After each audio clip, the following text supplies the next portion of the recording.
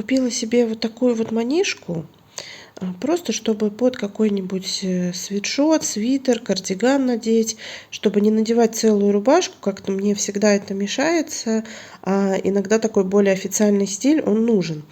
И вот решила купить. И тут, конечно, просто потрясающим образом пришиты вот эти вот резиночки, которые должны быть под рукой, да, получается. Во-первых, вот если мы посмотрим, вот с этой стороны они как бы совпадают, примерно на одном уровне пришит один конец и другой конец вот этой резиночки. Вот здесь это вообще вот так выглядит. То есть вот шов, я ничего как бы тут, ну, не то чтобы я неправильно сложила. Вот, и вот, ну, то есть, во-первых, это вот так выглядит. Во-вторых, неважно, размер плюс или девочка худенькая, посмотрите, какое здесь расстояние. То есть даже если это не полное плечо, как у меня, а какое-то хрупкое довольно-таки плечо, ну вот уже плечико, да, и вот сколько остается на руку. То есть, ну, вот такой вот руки, это только если у ребенка. Ну или у совсем-совсем-совсем миниатюрной девушки, ну я не знаю, ой, там у меня от таблетки валяется какой-то мусор. Ладно, сейчас уберу. Вы этого не видели. Вот, то есть, понимаете, да, как бы вот производитель, конечно, вообще не постарался в этом смысле. Так вроде бы все даже и неплохо сшито, и нитки нигде не торчат, и воротничок вроде нормальный. Ну, вроде бы никаких таких проблем нет, но вот с этими резинками я, конечно, вообще ничего не поняла. Я сейчас их отпарю, я уже все достала, чтобы отпороть. Свой отпарыватель достала, вот, и отпарю и пришью на руках. Тут 2 стежка нужно с каждой стороны. Пришью пониже, ну, под свой размер вообще низко пришью. Но даже если бы у меня руки были не полные, а там, ну, какие-то средние или худые, стройные, все равно пришлось бы перешивать. Ну, вот такая вот история. Ну, ладно, вот. Показываю опять-таки на кровати, не на столе, потому что я сейчас немножко болею, у меня проблемы с желудком. Вот, и у меня на столе лежит куча всяких разных таблеток, минералка и все такое. В общем, бардак полный. Вот, поэтому, короче, сижу, занимаюсь на кровати. И вам так решила просто показать, ввести вас в курс дела, чем я вообще занимаюсь. Последнее время ничем особо не занимаюсь, на самом деле. В основном читаю. Прохожу клуб романтики, если есть что проходить. Смотрю видео всякие разные. И, в общем-то, все. Ну, есть, конечно, дела по дому, это понятно, готовка какая-то там, уборка и так далее. Но в основном ничего такого больше не делаю дома. Можно сказать, морально разлагаюсь. Да нет, ну просто действительно сейчас вот немножко со здоровьем какие-то проблемы, поэтому больше отдыхаю, больше как-то занимаюсь собой, стараюсь себя беречь, дать себе время и, в общем-то, никуда не бегу, никуда не спешу. Короче, отдыхаю. Так, друзья, мы сейчас, значит, Сережа пришел с Wildberries, принес кучу всего. Сейчас он вам покажет, что мы там заказывали. Долго ничего не заказывали, а теперь заказали. Вот уже на заднем плане стоит чай. Это мы всегда пьем чай. Значит, там у нас получается Эрл Грей. Чай зеленый с жасмином и английский завтрак, да, Сережа? Вот это английский завтрак, да, Эрл Грей и жасминовый. Ага. Зеленый. Вот они у нас закончились. Мы большими пачками покупаем и в маленькие такие коробочки ставим, чтобы поближе взять. И вот у нас все время, в принципе, запасы такие есть. Так, что еще там у нас? Показывай. Что еще у нас есть? Вот, мы купили фисташки. Ага. Вот. Что-то на богатом. Что-то на богатом, да. Там какую-то конфетку положили, да, в подарок? Да, вот конфетку, она не подписана. Надеюсь, что она что это не отрава. Вот. Так, вот здесь вот непонятно что. Сейчас мы распакуем. Это, короче говоря, арахис. Подожди, это непонятно. Да, непонятно, а то все в упаковке. Так. Надо же, это арахис. Смотрите. Вот. Тоже взяли, ну так погрызть вечером. Иногда хочется чего-нибудь такого, а не хочется там совсем что-то вредное. Хотя орехи тоже, они калорийные и все, но все-таки это более здоровая пища. Так. Да, что же здесь в коробке? Здесь в коробке у нас хитрая сгущенка. Да, хитрая сгущенка без сахара. Я, в общем, хотела попробовать сделать Наполеон, в котором коржи будут такие хрустящие, они с маслом делаются. Я оставлю рецепт в описании, если не забуду, по какому рецепту я хочу делать. И там, конечно, используется и сахар, и сгущенка обычная, но мы сахар не едим, поэтому все будет то же самое, и масло мы едим. Все другие ингредиенты будут такими же, как в рецепте оригинальном, кроме вот сгущенки. Сгущенка будет без сахара, но у меня пока что нет на это никаких вообще сил и возможностей, поэтому, ну вот купили, поставим в холодильник, будет стоять, ждать своего часа. Так. Вот. Значит, решили попробовать вот такой вот хворост для жарки. Вроде как из этой пачки получается просто огромное количество таких жареных решеточек. Там еще были какие-то другие формы, но мы взяли вот такие. Это что-то такое из детства. Мне кажется, я что-то такое помню, что в детстве мы такое ели. Значит, берутся вот эти вот решеточки, кладутся на сковородку с маслом, и они просто моментально увеличиваются в размере и становятся хрустящие. И можно чем хочешь посыпать. Хочешь соленым, хочешь сладким, хочешь каким хочешь. Ну, решили тоже попробовать. Мы не часто прям такие перекусы делаем, но почему бы и нет. Они продавались именно по 4 пачки. Мы хотели одну взять, попробовать, но продавались только по 4. Рисовые палочки.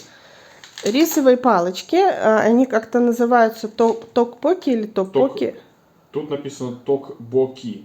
Токбоки, ага. Это корейские рисовые палочки, рисовые клёцки. Мы с Сережей попробовали просто такие, знаете, тоже они же, только быстрого приготовления.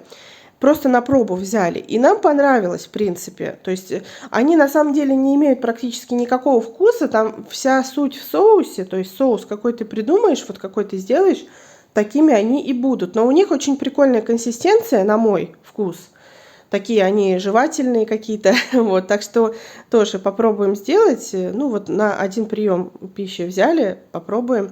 Какой-нибудь соус придумаем интересный. Мы острое, в принципе, ну, Сережа еще как-то ест острое, я не особо.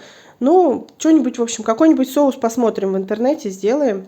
И туда вот эти палочки. Так, гвоздь программы. Это отпаривать. Посмотрим. В комплекте идет переходник на нашу розетку. Потому что оригинальная розетка идет такая трехзубчатая. Так, щетка, да, в комплекте должна была быть. Емкость для воды. Угу. Сам парогенератор, пароотпариватель. Им можно как отпаривать вещи, шторы, там, текстиль, другое, так и обеззараживать всевозможную мебель, например, подушки. То есть проходиться паром прямо по... Ну, соответственно, например, по дивану, и таким образом вроде как убиваются бактерии. Не знаю, насколько это правда или нет, но тем не менее. Вот купили, у нас, в принципе, есть утюг, но мы редко, на самом деле, гладим прям вещи. У нас, в принципе, такие вещи, которые не нужно гладить особо. Вот. Но я почему решила его заказать? Дело в том, что мы храним, например, зимнюю одежду в вакуумных пакетах. Конечно, когда она оттуда вылезает, это просто кошмар. Ее никак не расправить, никак ее не разгладить. Обычным утюгом не по каждой ткани пройдешься, особенно если там зимняя куртка, то сверху, конечно, какая-нибудь синтетика, скорее всего.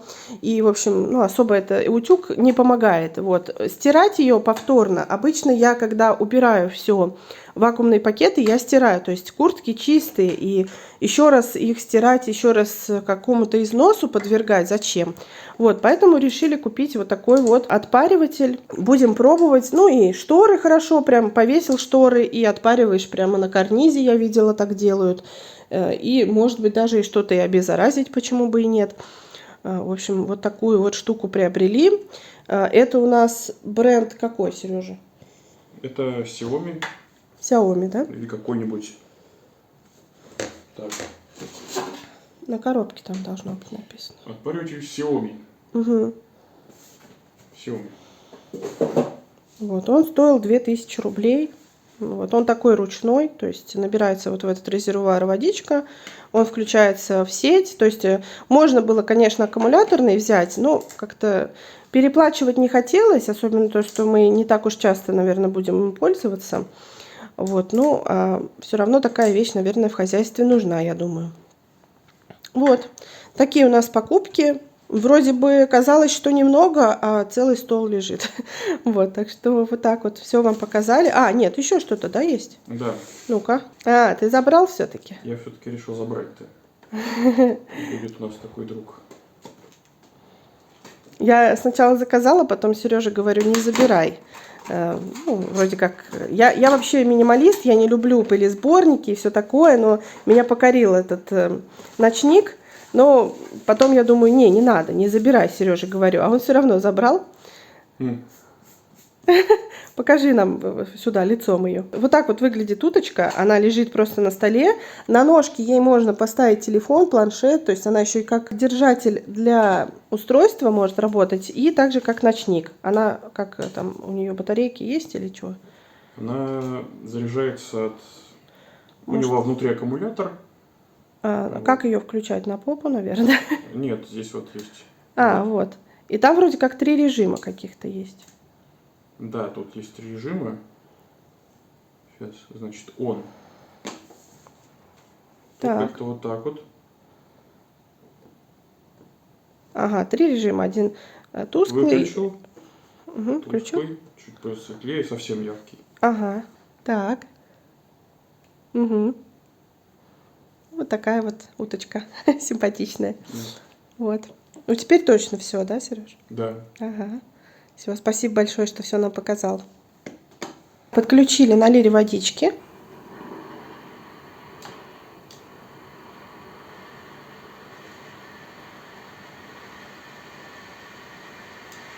А поверни его вот так вниз.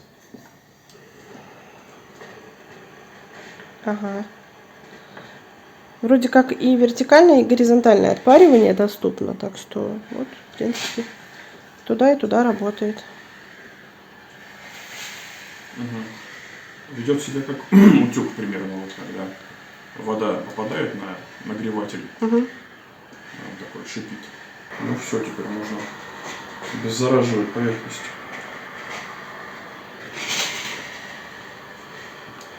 Страшная вещь. А что-то там беленькое загорелось. Это, видимо, нагрелся он, получается? Ну, да, поначалу мигает, я так понимаю, что это нагрев. Сейчас он типа вышел на рабочий режим. И вот сразу нажимаешь кнопку, сразу пар выходит. Ну-ка, перчатка. Перчатка должна быть устойчивая к температуре. Давайте посмотрим. Смертельный номер.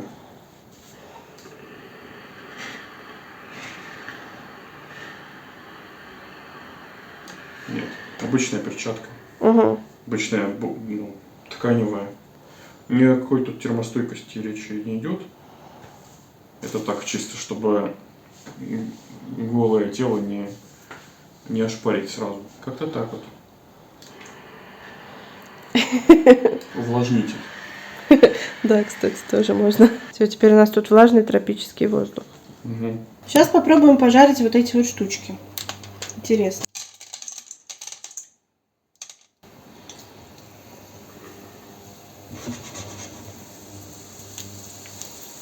Началось.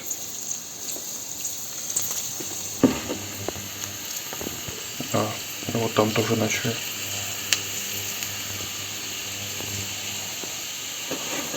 Все. Завтрак чемпиона. Вот столько вот получилось уже. Огромный таз. Просто он огромный. Он просто огромный. И это еще не конец. С 200-граммовой пачки получается просто, я не знаю сколько литров. Ну, много, короче. Целое ведро вот этих вот хрустящих решеток, вот этого хвороста. Не знаю, нам этого на несколько дней, наверное. Ну, все равно прикольно. Они вкусные, кстати, даже без добавок. Вот я так просто попробовала, я бы ничего не добавляла. Ни соль, ни сахар. Не знаю, Сережа любит специи, наверное, он добавит себе.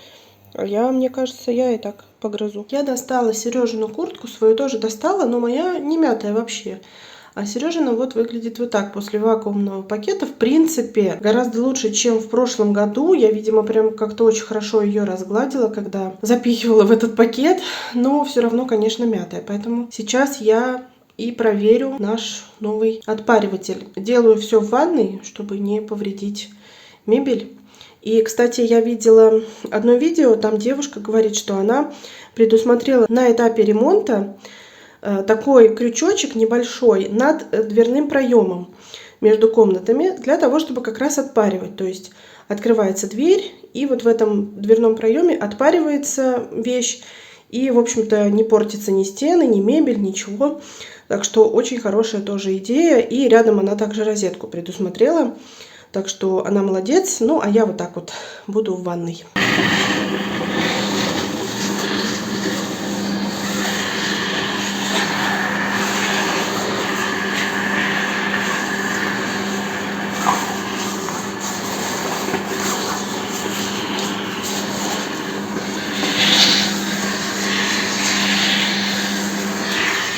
Ну вот, видите, в принципе, разница, по-моему, очевидна. Куртка готова.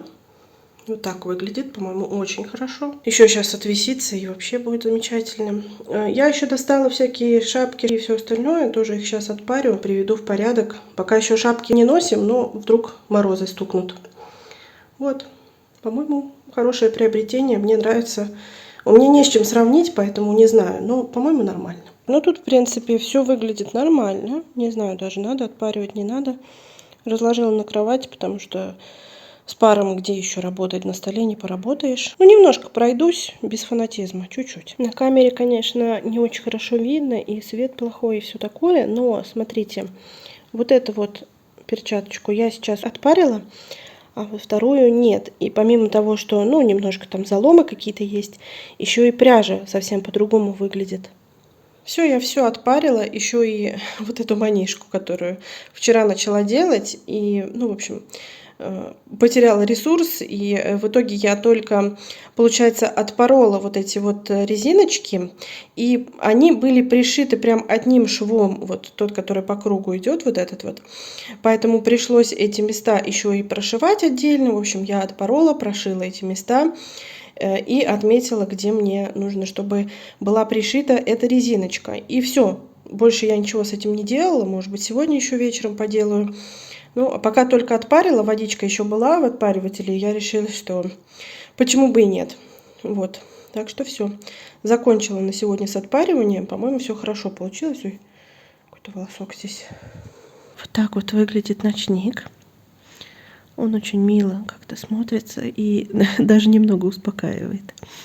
Не знаю, из-за того, что я сейчас в таком остром состоянии нахожусь, бывает, что мне ночью почему-то тревожно становится. Не знаю даже из-за чего. Не то чтобы из-за темноты там, или из-за какой-то мистики.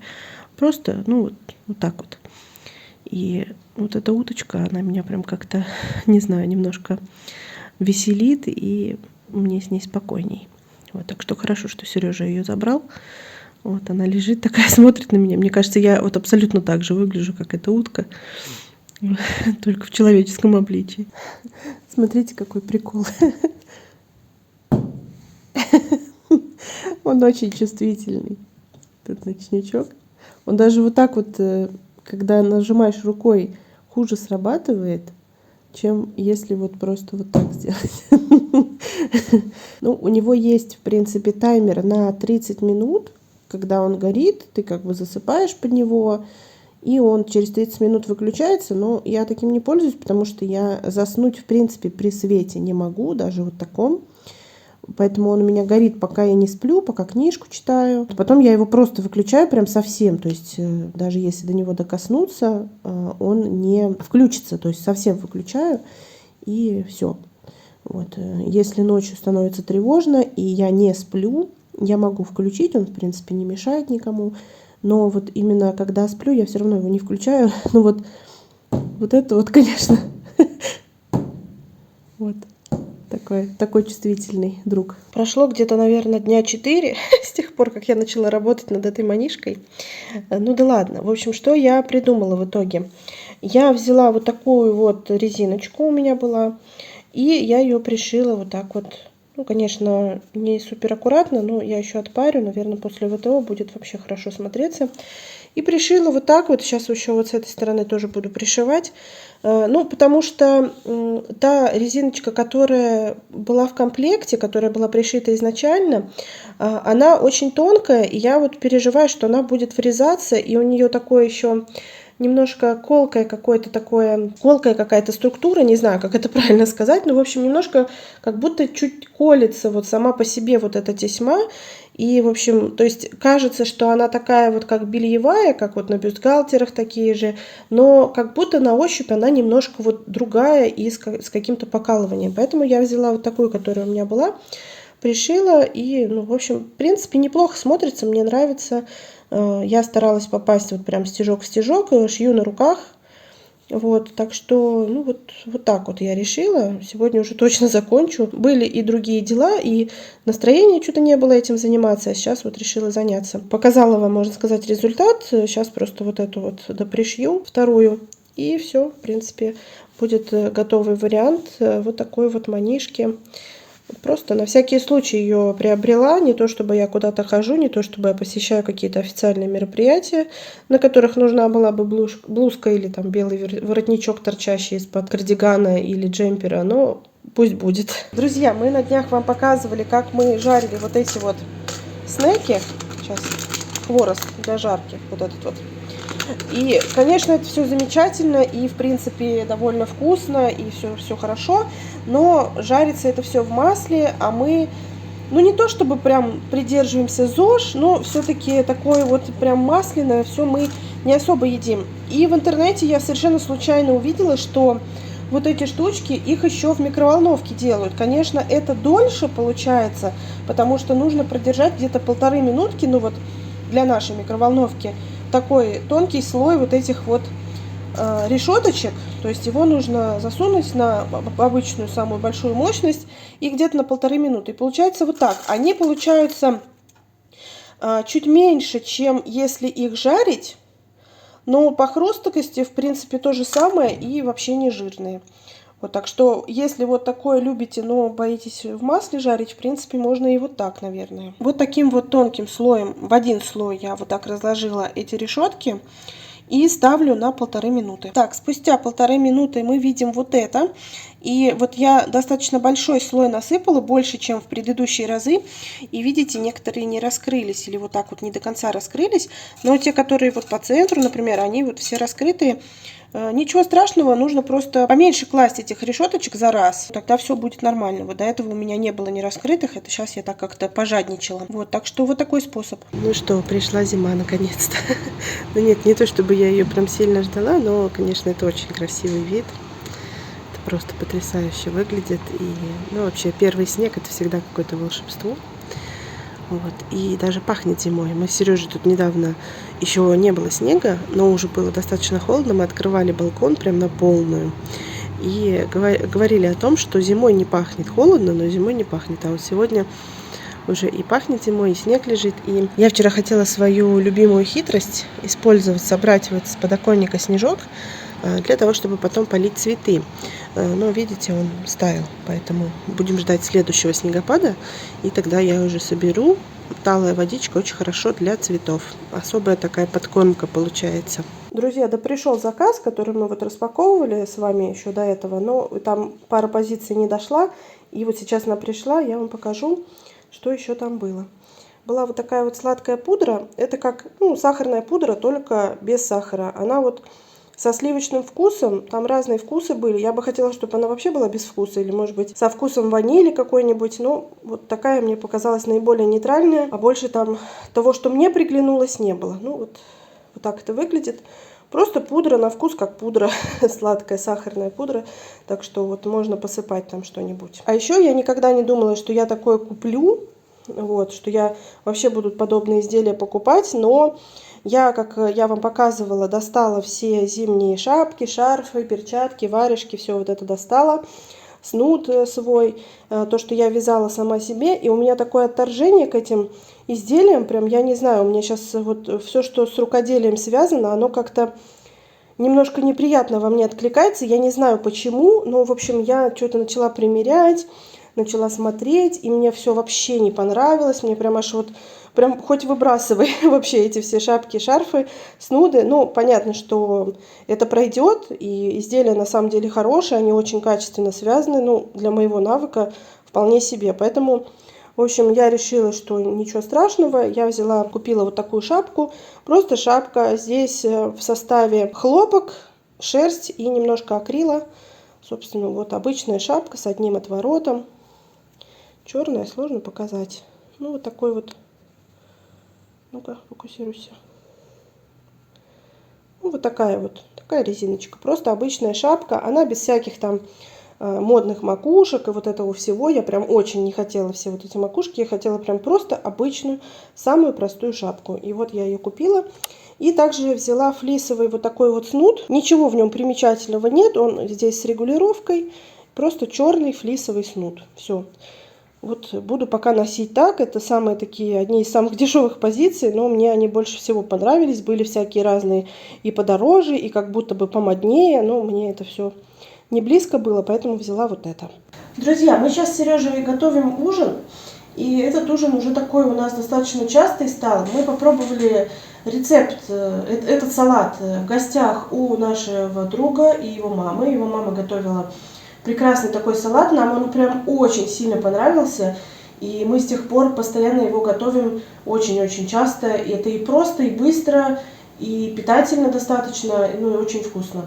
Вот, ингредиентов просто минимальное самое количество, удовольствие максимальное количество. Значит, у нас здесь курица, мы ее отварили, в данном случае это филе бедра, но мы обычно используем грудку. Это я что-то как-то, когда доставала курицу из холодильника, почему-то, в общем, достала бедро. Не знаю, как-то перепутала. И должна была достать грудку. Ну, с бедром тоже, я думаю, будет очень вкусно, даже посочнее будет. И, в общем, все хорошо. Вот, дальше идет пекинская капуста. Вот мы прям целый качан нарезали, целый же, да, Сережа? Вот, в сушилке вот в этой высушили. И вот, значит, качан пекинской капусты. И самый главный ингредиент, такой пикантности добавляет, это ананас. Ананас консервированный, резанный, ничего не нужно думать, просто убрал лишнюю жидкость и в салат. Все. И дальше добавляете специи, какие вы любите. Ну, поскольку я не очень люблю специи, да и этому салату особо они, мне кажется, не нужны. У нас только соль, перец. И в качестве заправки мы используем вот легкий майонез. Мы вообще майонез редко едим, но если едим, то только легкий. Ну, можно и греческий йогурт, можно и сметану, можно и, в общем, все что угодно. И обычный майонез, естественно, тоже. Все, никаких яиц, лука, ничего сюда не добавляем. Но, может быть, кому-то это необходимо, тогда можно и добавить. Может быть, для кого-то это странно, как пицца с ананасами, но вот мы, в принципе, такие вкусы любим. И считаем, что курица, ананасы очень хорошо сочетаются. И, в общем, вот с удовольствием такой салат делаем и едим. Сегодня у нас воскресенье, поэтому у нас такой праздничный ужин. Вот, так что все, будем делать салат.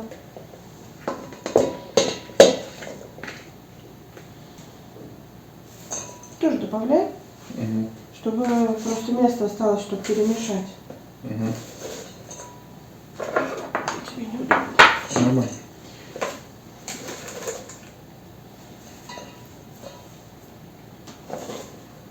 Наверное, хватит. Думаешь? Да, наверное, все. Ну, весь не вошел. Все. Добавляй, сколько ты хочешь специй.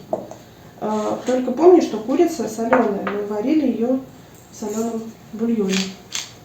Да, кстати, после такого еще и остается бульон.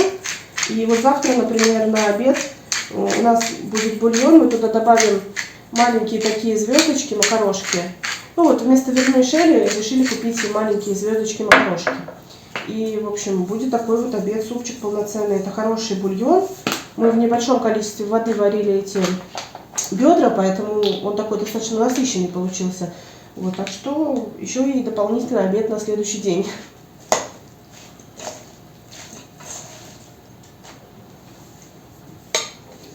Вот такой вот очень красивый салат получается. И, кстати, вот я сейчас подумала о том, пока Сережа мешал, что когда используется куриная грудка, цвет более такой благородный, очень такой нежный, светлый получается. Здесь вот более темное мясо из-за того, что это бедро, и оно, ну скажем так, не то что портит вид, но немножко его как будто бы упрощает. Хотя по вкусу, мне кажется, будет как раз наоборот лучше с бедром. Ну, в любом случае, вот такая вот огромная просто емкость этого салата. Вот. За раз, наверное, не съедим, я думаю. Кому-то из вас может это понравиться, так что мы вот с вами поделились рецептом. И тете Наташеньке спасибо большое за этот рецепт.